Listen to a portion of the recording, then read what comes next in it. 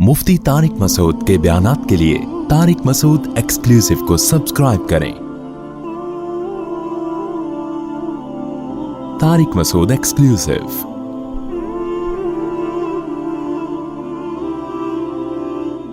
व अय्यूब इज़ नादा रब्बहू, अल्लाह कहते हैं अय्यूब का भी तज़किरा कीजिए, उनकी भी पुकार हमने सुनी। इज़ नादा रब्बहू, जब उन्होंने अपने रब को पुकारा, अन्नी मस्सनी अद्दुर्रु, ऐ अल्लाह मुझे बीमारी पहुंची है, व अंता अरहमुर राहिमीन, तो रहम करने वालों में सबसे ज़्यादा रहम करने वाला है। देखें अय्यूब अलैहिस्सलाम कई साल किसी ख़तरनाक और तकलीफ़ दे बीमारी में पड़े रहे। वो बीमारी क्या थी उसका हमें हदीस में तज़किरा नहीं मिलता, जो भी थी लेकिन तकलीफ़ दे बीमारी थी। इसी बीमारी में कहा जाता है कि एक वबा फैली जिसमें अय्यूब अलैहिस्सलाम के अहलो अयाल का भी इंतकाल हो गया। आपको अल्लाह ने खूब औलाद दी थी, सारी औलाद उसी वबा में, या तो वबा थी कि सारे अहले खाना उसकी लपेट में आए, या वबा नहीं थी, वैसे ही कोई बीमारी की वजह से सारे अहलो अयाल का इंतकाल हो गया। सिर्फ आपकी एक ज़ौजा बची थी जिन्होंने आपकी बड़ी खिदमत की। जैसे कि सूरह स्वाद में आता है कि हज़रत अय्यूब हदीस में भी उसकी तफसील है कि अय्यूब अलैहिस्सलाम की ज़ौजा ने बहुत सब्र किया अपने शोहर की बीमारी पे, कई साल अपने शोहर की खिदमत करती रहीं। लेकिन अय्यूब अलैहिस्सलाम चूँकि इतना अरसा बीमार थे, जब इंसान बीमार होता है उसकी तबीयत में थोड़ा सा चिड़चिड़ापन पैदा हो जाता है, तो उनकी ज़ौजा से एक दिन आपकी खिदमत में कुछ कोताही हुई। हज़रत अय्यूब अलैहिस्सलाम को गुस्सा आया, आपने फरमाया मैं ठीक हो गया तो तुझे 100 कोड़े मारूंगा मैं। लेकिन बाद में आपको निदामत हुई कि भाई ये मेरी बीवी तो बड़ी नेक है, इसने बीमारी में इतनी खिदमत की है। जब ठीक हो गए ना तो अब परेशान कि अल्लाह मैं तो अपनी कसम और पैगंबर कसम के भी कभी बड़ा ख्याल करते हैं कि मैं कैसे इस खिदमत गुजार बीवी को जो है 100 कोड़े मारूं। अब अपनी कसम को देखते और अपनी बीवी को देखते तो अल्लाह ने आपको हीला बताया, वख़ुज़ बियदिका ग़िग़सन फ़ज़रिब बिही वला तहनस, ए अय्यूब तू अपनी ज़बान की भी लाज रख, कसम भी पूरी कर ले। और हम कसम पूरी करने का तरीक़ा बताते हैं कि एक झाड़ू ले जिसमें 100 तिनके हों, एक ही दफ़ा बेगम को मार दे बस। तो बेगम को भी पता हो कि भाई अल्लाह ने हीला बताया ताकि कसम में बरी हो जाए। तो अय्यूब अलैहिस्सलाम ने ऐसे ही किया, तो अल्लाह ने हज़रत अय्यूब अलैहिस्सलाम की ज़ौजा की भी रियायत की और अय्यूब अलैहिस्सलाम की भी रियायत की। बाकी सारा ख़ानदान हज़रत अय्यूब अलैहिस्सलाम का वफ़ात पा गया। तो आपको तन्हाई महसूस होती थी, लेकिन इस तवील बीमारी में और उन तन्हाई के अय्याम में औलाद जब आपसे छीन ली गई, सबकी मौत वाक़ हो गई, तो अय्यूब अलैहिस्सलाम सब्र करते रहे। तो कुरान ने अय्यूब अलैहिस्सलाम के बारे में फरमाया, इन्ना वजदनाहु साबिरा, हमने बड़ा सब्र वाला पाया। आज थोड़ी सी परेशानी आती है, ख़ुदकुशी की बातें, मुंह से गलत बातें। अय्यूब अलैहिस्सलाम की सारी औलाद का इंतकाल हो गया और तन्हा हो गए, सिर्फ एक ज़ौजा बची थी जो खिदमत करती थी और तवील अरसा बीमारी में। तो कुरान कहता है फिर अय्यूब ने हमें पुकारा, अन्नी मस्सनी अद्दुर्रु, ऐ अल्लाह मुझे बहुत मुसीबत पहुँच चुकी है। यानी पैगंबर का भी सब्र एक इंतहा को पहुंचता है और अल्लाह भी इतना आजमाता है। अल्लाह मैं बहुत मुश्किल में हूं। वह अंता अरहमुर राहिमीन, तू रहम करने वालों में सबसे ज्यादा रहम करने वाला, यानी तू मुझ पे तरस खा। देखें दुआएं तो अय्यूब अलैहिस्सलाम उस वक्त से ही मांग रहे होंगे ना जब से बीमार हैं। पैगंबर तो दुआएं मांगने में बुखल थोड़ी करते हैं, लेकिन ये वो दुआ है जो बहुत ही आजिज़ी के साथ निकली। मस्सनी अद्दुर्रु, बीमारी का लफ्ज़ नहीं कहा कि मुझे बीमारी पहुंची है, मतलब मुसीबत पहुंची है मुझे बहुत ज़्यादा और तू मुझ पर रहम कर। तो अल्लाह कहते हैं फस्तजबना लहू, हमने उनकी दुआ को कबूल किया। अल्लाह चाहते पहले दिन कबूल कर लेते, लेकिन अल्लाह अपने नेक बंदों को बाज़ दफ़ा तवील आजमाइश में डालते हैं और फिर अल्लाह उनकी दुआओं से उस आजमाइश को दूर करते हैं। अल्लाह फरमाते हैं फस्तजबना लहू, हमने अय्यूब की दुआ को कबूल किया। फ़कशफ़ना मा बिही मिन दुर्रिन, जो मुसीबत उनको पहुंची थी वो हमने उनसे दूर कर दी। कश्फ का माना जैसे बादल छट जाते हैं ना, तो कश्फ का माना ऐसे खोल देना। वातैनाहु अहलहु, और हमने उनको उनका अहल लौटा दिया, यानी घर वाले लौटा दिए। व मिसलहुम माहुम, और उन घर वालों जितने और ज़्यादा। अब इसकी दो तफसीरें की गई हैं कि इस आयत का क्या मतलब है। एक मतलब तो ये बयान किया गया है कि जो घर वाले उनके इंतकाल कर गए थे, जो औलाद उनकी दुनिया से चली गई थी, अल्लाह ने उनको दोबारा ज़िंदा कर दिया और उस जैसी मज़ीद औलाद दे दी अल्लाह ने, यानी आपकी नस्ल में अल्लाह ने डबल इजाफा कर दिया ताकि और आपका घर आबाद हो जाए और आपको औलाद मिल जाए। तो ये भी मतलब बयान किया गया, लेकिन ज़्यादा राजे मतलब दूसरा है। वो ये है कि اللہ نے آپ کو جو بچے مر گئے تھے ظاہر ہے وہ تو مر گئے, اللہ کا قاعدہ یہی ہے کہ جو موت جس کو آ جاتی ہے اللہ دوبارہ زندہ نہیں کرتے, لیکن ایوب علیہ السلام کی تنہائی دور کرنے کے لیے اللہ نے بہت جلدی آپ کو اتنی ہی اولاد اور دے دی, وَمِثْلَهُمْ مَعَهُمْ, اور ان جیسی مزید دے دی. یعنی پہلے جتنے آپ کی اولاد تھی اب اس سے ڈبل اولاد اللہ نے آپ کو دے دی. تو یہ بھی اللہ کی بہت بڑی نعمت. اس سے بھی آپ اندازہ لگائیں تو کہ اللہ تعالیٰ تو خاندان کے بڑے ہونے کو بہت بڑی نعمت قرار دے رہا ہے, اولاد کے دگنے ہونے کو اور زیادہ اولاد ہونے کو اتنی بڑی نعمت قرار دے رہا ہے کہ ایوب علیہ السلام کی اللہ نے ایسے پکار سنی کہ ان کے اہل چھین لیے تو اللہ نے اور زیادہ اولاد آپ کو دے دی. اور آج فیملی پلاننگ والے کیسا دماغ خراب کیا ہوا انسانوں کا, اور ہمارے پڑھا لکھا طبقہ کیسا فطرت کا باغی ہو گیا اور ان نعروں سے کتنا متاثر ہے, اور اپنے گھروں کو ان لوگوں نے نسل روک کے کیسا بے رونق کر دیا ہے. میں بار بار جب جاتا ہوں نا مالداروں کے گھروں میں, جب بھی میں جاتا ہوں مالداروں کے گھروں میں اور بڑے بڑے بنگلے دیکھتا ہوں اور دیکھتا ہوں ان کے ایک آدھ سے زیادہ بچہ نہیں ہے, تو مجھے بار بار یہ آیت یاد آتی ہے, نسوا اللہ فانساہم انفسہم, یہ اللہ کو بھول گئے, اللہ نے ان کو اپنے فائدے کی چیزیں بھلا دی. تو ان کے گھروں کی رونقیں ختم ہو گئی, محبتیں ختم ہو گئی نسل روک روک کے. بس ایک ہی چیز دماغ میں خناس بھر گیا ہے کہ پیسہ پیسہ پیسہ پیسہ پیسہ, نسل روکو تاکہ پیسہ بچاؤ ورنہ بھوکے مر جائیں گے. تو اس کا عذاب ان کے اوپر یہ آیا ہے کہ نہ ان کے داماد ہوتے ہیں, نہ ان کی بہویں ہوتی ہیں, نہ بڑھاپے میں ان کے پوتے نواسے ہوتے ہیں, بس ایک آدھ بچہ اور ہزار ہزار گز کے بنگلے اور دیواریں ان کو کھا رہی ہوتی ہیں. تو یہ اللہ نے کتنا بڑا فضل کیا کہ ہمیں اسلام کی نعمت دی اور ہمیں ہدایت دے دی تاکہ ہم ان مغرب کے ان زہریلے نعروں سے متاثر نہ ہوں. یہ بڑے زہریلے نعرے ہیں جو بڑے میٹھے شیرے میں رکھ کے نا لالی پاپ ہمیں دی جا رہی ہے, اور یہ بتایا جا رہا ہے کہ یہ تمہارے فائدے کی چیزیں, حقیقت میں اس سے آپ کا خاندان تباہ ہو رہا ہے, آپ کی محبتیں تباہ ہو رہی ہیں. تو ایوب علیہ السلام کے پر اللہ نے کتنا بڑا احسان کیا. اللہ کہتے ہیں ہم نے مزید اولاد بھی دی اور اس سے جتنی تھی اس کا ڈبل کر کے دے دی ہم نے اولاد. آگے اللہ فرماتے ہیں وَآتَيْنَاهُ أَهْلَهُ وَمِثْلَهُمْ مَعَهُمْ رَحْمَةً مِّنْ عِنْدِنَا, یہ سب کام ہم نے اس لیے کہ اپنی طرف سے رحمت کرتے ہوئے, کیونکہ ایوب نے کہا تھا اے اللہ تو ارحم الراحمین ہے. تو ایک عام شخص جب رحم کرتا ہے تو زیادہ زیادہ وہ رحم یہ کرتا ہے کہ تکلیف دور کر دے گا آپ کو, لیکن اللہ جب رحم کرتا ہے تو صرف تکلیف دور نہیں کرتا بلکہ اس مزید نعمتیں دے کے اس کی تلافی بھی کر دیتا ہے. آگے اللہ فرماتے ہیں ہم نے یہ رحمت کے لیے کیا, وَذِكْرَى لِلْعَابِدِينَ, اور جو ہمارے عبادت کرنے والے غلامی کرنے والے لوگ ہیں ان کی نصیحت کے لیے ہم نے یہ کام کیا. ذکرہ کا معنی نصیحت, تاکہ ایوب علیہ السلام کا واقعہ جب وہ پڑھیں تو جو ہمارے عبادت گزار فرمانبردار لوگ ہیں انہیں نصیحت ہو جائے کہ دیکھو خدا آزماتا ہے, اگر اس آزمائش میں آپ نے صبر کیا تو کیسی نعمتیں اللہ نیک لوگوں کو دیتا ہے, تاکہ ان کو ہمیشہ کے لیے نصیحت ہو جائے. آگے اللہ فرماتے ہیں وَإِسْمَاعِيلَ وَإِدْرِيسَ وَذَا الْكِفْلِ, اور آپ اسماعیل, ادریس اور ذو الکفل کا بھی تذکرہ کیجیے. حضرت ذو الکفل کے بارے میں صحیح احادیث میں ہمیں زیادہ معلومات نہیں ملتی, بس اتنا ہے کہ قرآن کے سیاق و سباق سے پتہ چلتا ہے کہ یہ بھی کوئی پیغمبر تھے. کل من الصابرین, اللہ فرماتے ہیں سب صبر کرنے والے تھے. اسماعیل علیہ السلام کا صبر تو مشہور ہے کہ کیسے ان کی گردن پہ چھری رکھی, انہوں نے کہا صبر کروں گا میں. ادریس علیہ السلام بھی صبر والے پیغمبر تھے, اس کی تفصیل ہمیں نہیں ملتی احادیث اور قرآن میں. اور ذوالکفل بھی صبر والے پیغمبر تھے, کیا صبر کیا ہمیں نہیں ملتا, لیکن اتنی بات ہے کہ ان سب نے صبر کیا. اللہ فرماتے ہیں کل من الصابرین, یہ سب صبر کرنے والے لوگ تھے.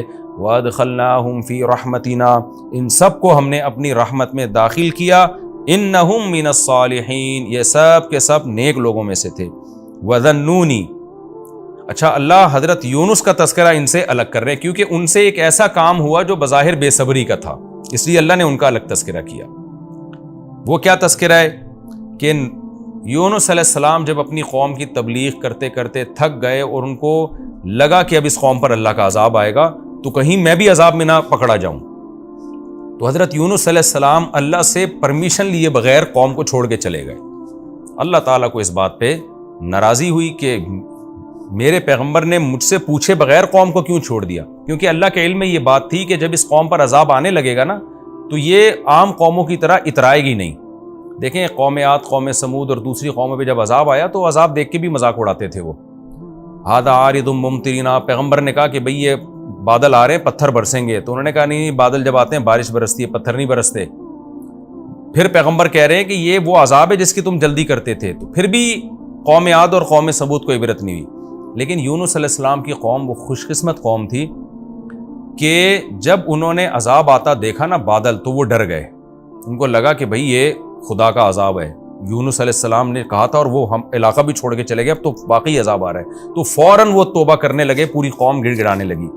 تو اللہ کے علم میں چونکہ یہ بات پہلے سے تھی کہ یہ قوم ہدایت پا جائے گی، ایمان لے آئے گی، تو اس لیے اللہ تعالیٰ کو یونس علیہ السلام کا قوم کو ایسے چھوڑ کے جانا پسند نہیں آیا۔ لیکن یونس علیہ السلام کا مقصد خدا کی نافرمانی نہیں تھی، یونس علیہ السلام پر اللہ کے خوف کا غلبہ تھا، اللہ کی خشیت کا غلبہ تھا۔ حالانکہ آپ کو پتا تھا کہ اللہ پیغمبروں کو عذاب نہیں دیتا، لیکن اللہ کا خوف، اللہ کا جلال، اللہ کا عذاب ایسی چیز ہے کہ پیغمبر، جیسے حدیث میں آتا ہے نا، جب ذرا سی بارش تیز یعنی بادل آتے، ہوائیں چلتی، ہمارے نبی پر ایک خوف طاری ہو جایا کرتا تھا۔ تو یونس علیہ السلام کا بھی معاملہ ایسے ہوا۔ وَذَنُّونِ، اللہ فرماتے ہیں نون والے مچھلی والے کا بھی تذکرہ کریں، اِذ ذَهَبَ مُغَاضِبًا، جب وہ غضبناک ہو کے گیا، کس سے غضبناک ہوا؟ قوم سے۔ فَظَنَّ، اور وہ یہ سمجھ بیٹھا، أَلَّن نَقْدِرَ عَلَيْهِ، کہ ہمیں یونس پر قدرت ہی نہیں ہے۔ دیکھیں یہ قرآن کی بلاغت ہے، یہاں لفظی ترجمہ تو یہ ہوگا کہ یونس یہ سمجھے کہ ہمیں اللہ کو ان پر قدرت ہی نہیں ہے، حالانکہ پیغمبر یہ سمجھ ہی نہیں سکتے نا، تو یہ بلاغت ہے۔ یہ ہم عام محاوروں میں بھی استعمال کرتے ہیں کہ جب کوئی شخص یہ سمجھتا ہے نا کہ فلاں مجھے عذاب ہی نہیں دے گا، تکلیف ہی نہیں دے گا، تو ہم کہتے ہیں کہ یہ سمجھتا ہے کہ گویا اس کو اس پہ قدرت ہی نہیں ہے۔ تو اس سے مقصد یہ نہیں ہوتا کہ قدرت نہیں ہے، مقصد یہ ہوتا ہے جس کو قدرت ہوتی ہے تو وہ سزا بھی دیتا ہے، تو جس کو قدرت نہیں ہوتی وہ سزا نہیں دیتا۔ تو اصل مقصد قرآن کے بیان کرنے کا یہ ہے کہ یونس علیہ السلام یہ سمجھے کہ اللہ آپ کو اس غلطی پہ، اس مسٹیک پہ سزا نہیں دے گا، تو اس کو قرآن نے بلاغتاً یوں تعبیر کیا کہ یونس یہ سمجھے کہ اللہ کو آپ پر قدرت ہی نہیں ہے، تو یہ بلاغت ہے۔ بلاغت کہتے ہیں کہ کون الکلامی مطابقا لمقتضی الحال، یعنی جو حالت تقاضا کر رہی ہے نا، کلام بالکل اس کے مطابق لے کر آنا۔ تو اس میں بعض دفعہ ایسا کلام لایا جاتا ہے جس سے حقیقت مراد نہیں ہوتی، مجاز مراد ہوتا ہے۔ اس کی بہت ساری مثالیں ہمیں ملتی ہیں، ہم بات بات پہ کہتے ہیں میں تمہاری ٹانگیں توڑ دوں گا، میں تمہیں مار دوں گا، حالانکہ اس سے حقیقت مراد نہیں ہوتی۔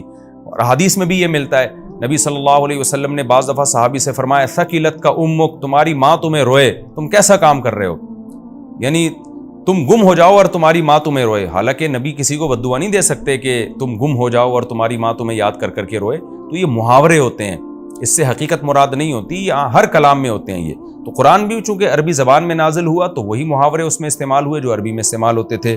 تو قرآن کہتا ہے فَظَنَّ أَن لَّن نَّقْدِرَ عَلَيْهِ، یونس یہ سمجھے کہ ہمیں یونس پر قدرت ہی نہیں ہے اور ہماری پکڑ سے وہ بچ نکلیں گے، حالانکہ ایسا نہیں ہے، لیکن بچ نہ نکلے اور بالآخر مچھلی کے پیٹ میں چلے گئے۔ فَنَادَىٰ فِي الظُّلُمَاتِ، اندھیروں میں پھر یونس نے ہمیں پکارا۔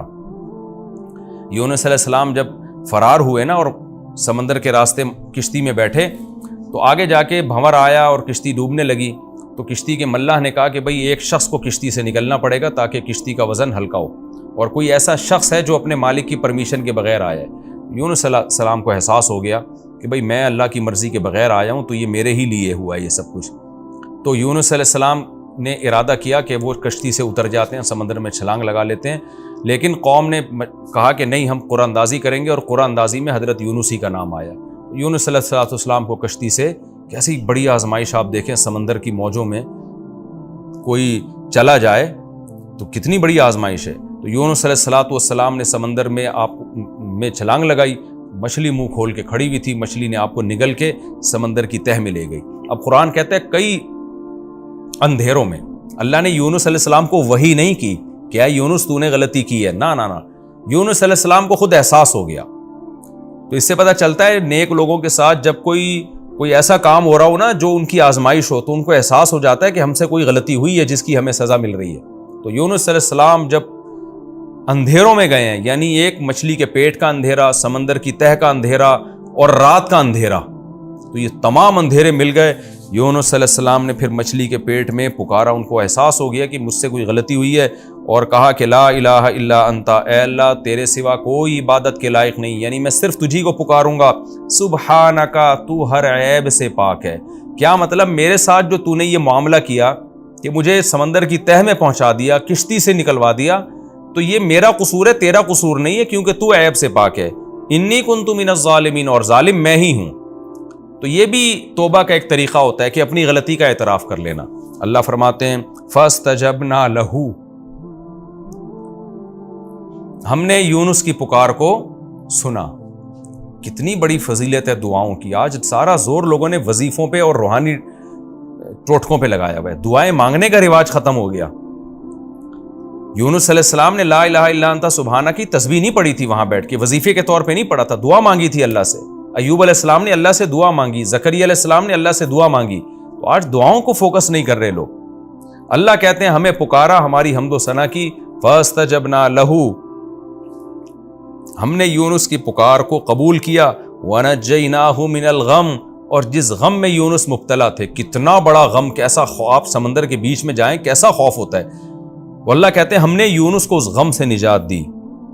کیسے نجات دی؟ دوسرے مقام پر آتا ہے کہ مچھلی آئی اور سمندر کے کنارے ایسے اگل دیا مچھلی نے آپ کو, اور پھر اللہ نے آپ کے قریب ایک درخت پیدا کر دیا فوراً, اس درخت کی چھاؤں میں آپ کو سکون ملا. پھر اللہ کہتے ہیں ہم نے ان کو آپ کی قوم کی طرف دوبارہ بھیجا. وَنَجَّيْنَاهُ مِنَ الْغَمِّ, اللہ کہتے ہیں ہم نے آپ کو غم سے نجات دی. وَكَذَلِكَ نُنْجِي الْمُؤْمِنِينَ, اور اسی طرح ہم ایمان والوں کو نجات دیا کرتے ہیں. کیا مطلب؟ جن کا خدا پہ ایمان ہوتا ہے. بے ایمانوں کو نہیں, بے ایمانوں کی دعائیں قبول نہیں ہوتی. آج تو ہماری دعائیں بے اثر ہو گئی ہیں. اس کی وجہ یہ ہے کہ ہمیں اللہ پر ایمان ہی ختم ہو گیا ہے. ہم تو ٹرائی کر رہے ہوتے ہیں کہ قبول ہو گئی تو ٹھیک ہے, نہیں ہوئی تو چلو مانگنے میں کیا جا رہا ہے. تو دعاؤں میں وہ جان اور وہ طاقت ہمارے ختم ہو چکی ہے. تو اللہ نے فرماتے ہیں وَكَذَلِكَ نُنْجِي الْمُؤْمِنِينَ, ہم ایمان جو ہم پر اعتماد کرتے ہیں, ایمان لاتے ہیں, اس طرح سے ہم ان کو نجات دیتے ہیں. یعنی تمام ناکامیوں کے اسباب کے ہوتے ہوئے ہم ان کو کامیاب کر دیتے ہیں. وَزَكَرِيَّا إِذْ نَادَى رَبَّهُ, اور زکریا کو بھی یاد کیجئے جب اس نے اپنے رب کو پکارا اور کیا کہا, ربی لا تذرنی فردن, اے اللہ تو مجھے اکیلا مت چھوڑ. بوڑھے ہو چکے ہیں, بال سفید ہو چکے ہیں, بیوی 90-100 سال کی, وہ بھی بڑھیا, لیکن اللہ تعالیٰ فرماتے ہیں کہ ہمیں زکریا نے پکارا, اے اللہ تو مجھے اکیلا مت چھوڑ, وانت خیر الوارثین, اور تو سب سے بہتر وارث ہے. یعنی اصل میں تو میرا وارث تو ہی ہے. وارث کا مطلب سب کے جانے کے بعد جو رہتا ہے وہ تو ہی رہتا ہے, لیکن میں چاہتا ہوں کہ دنیا کے لحاظ سے بھی میرا کوئی وارث بنے, میری کوئی اولاد بنے جو کہ باپ کی وارث ہوتی ہے. یعنی میں جو وارث چاہ رہا ہوں تو یہ مطلب نہیں ہے کہ میں تجھے وارث نہیں سمجھتا, اصل وارث تو ہی ہے, لیکن دنیا کے لحاظ سے مجھے وارث چاہیے, لہذا مجھے اکیلا مت چھوڑ. فاستجبنا لہ, اللہ کہتے ہیں ہم نے آپ کی پکار کو سنا. ووہبنا لہ یحییٰ, اور ہم نے آپ کو یحییٰ ہبہ کیے, گفٹ میں دیے. وَأَصْلَحْنَا لَهُ زَوْجًا, اور زکریا کے لیے ان کی زوجہ, زوج سے مراد ان کی بیوی ہے, اور ہو کے ضمیر حضرت زکریا کی طرف لوٹ رہی ہے. ہم نے زکریا کی زوجہ کو بھی ٹھیک کر دیا, یعنی بانجھ پنے کی اصلاح کر دی ہم نے. إِنَّهُمْ كَانُوا يُسَارِعُونَ فِي الْخَيْرَاتِ, اس لیے کہ یہ خاندان نیکیوں میں ایک دوسرے سے آگے بڑھا کرتا تھا, اور ہمیں امید اور خوف کے ساتھ یدعوننا پکارا کرتا تھا. وَكَانُوا لَنَا خَاشِعِينَ, اور ہم سے ڈرا کرتا تھا. تو اس کی برکت سے اس خاندان پر ہم نے احسان کیا, اور بڑھاپے میں ان کو ہم نے اولاد دی.